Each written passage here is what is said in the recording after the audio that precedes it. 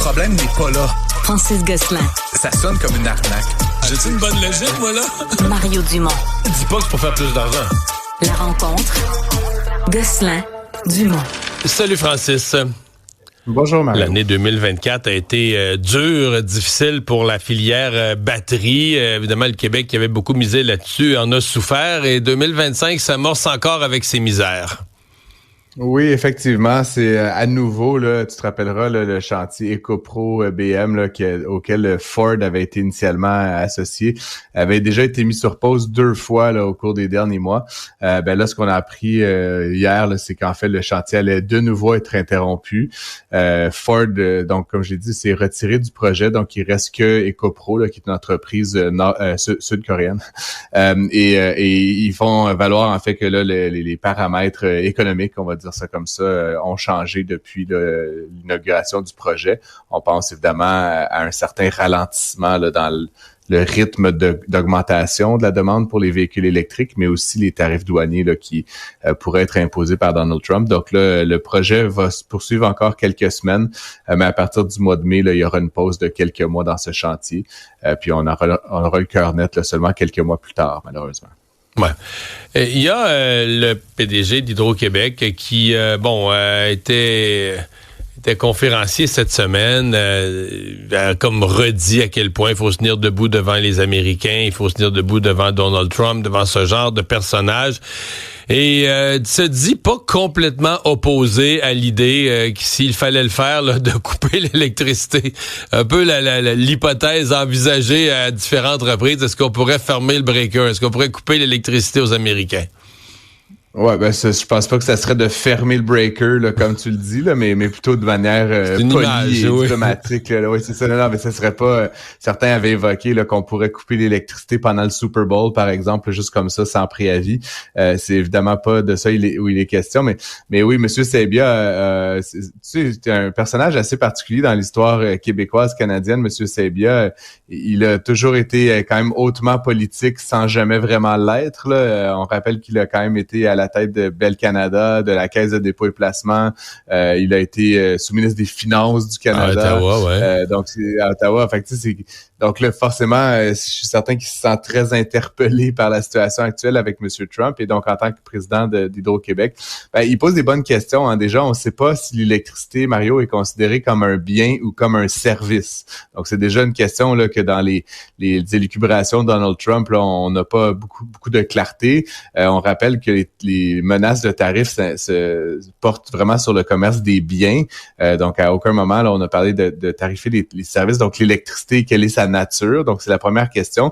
Mais si ça en venait à ça, M. Sabia a même évoqué qu'on pourrait proactivement mettre des tarifs à l'exportation, ce qui forcerait nos partenaires à payer plus cher que ce qui était convenu dans les ententes là, contractuelles. Ça serait assez surprenant, Mario, là, que l'entente se poursuive dans ces conditions-là. Bref, M. Sabia semble vraiment vouloir jouer le jeu là, des gouvernements dans la lutte contre les dérapes là, du président Trump. Donc, on va voir exactement ce qu'il en est. Ceci dit, Mario, la seule chose que je voulais nuancer, c'est une question sur laquelle je me suis beaucoup penché. J'ai eu la chance d'en parler avec plusieurs experts. L'intégration des réseaux entre le Canada puis le nord-est des États-Unis, c'est pas juste une question de vendre là, puis de faire des sous. Il y a toute une question d'équilibre énergétique. Hein. Parfois, on met un barrage à l'arrêt ou on a une demande de pointe, etc. Parce qu'on rachète, c'est ça. Des fois, nous autres, on rachète. Des fois, on accumule dans nos réservoirs. On joue avec ça.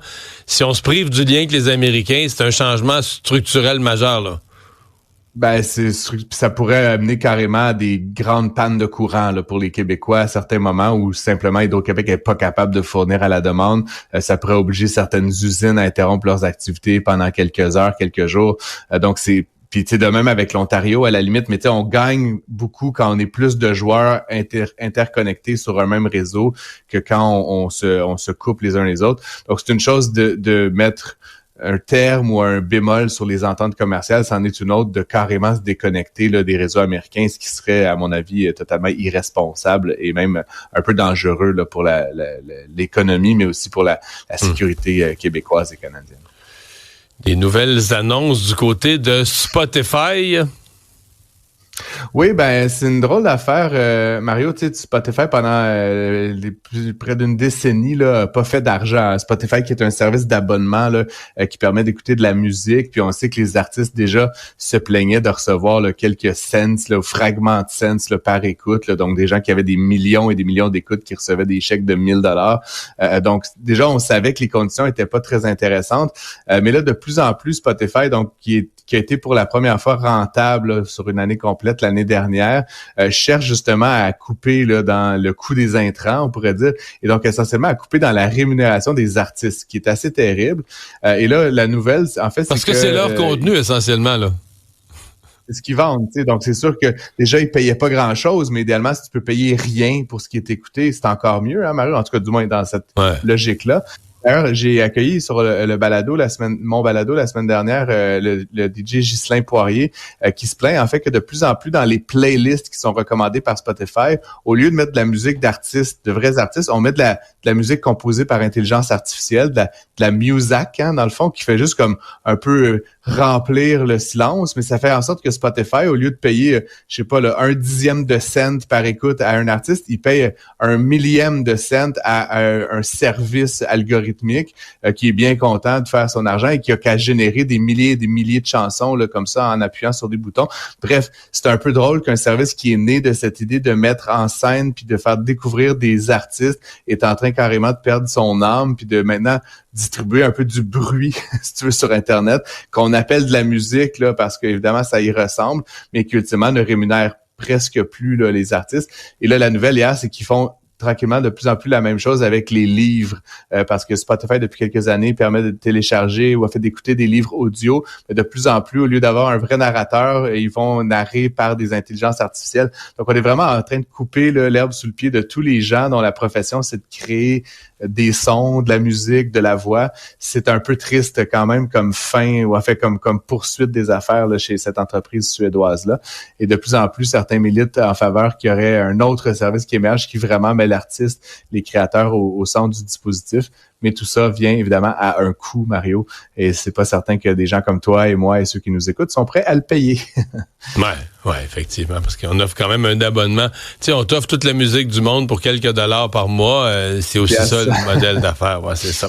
Hey, merci Francis, bonne fin de semaine. Merci.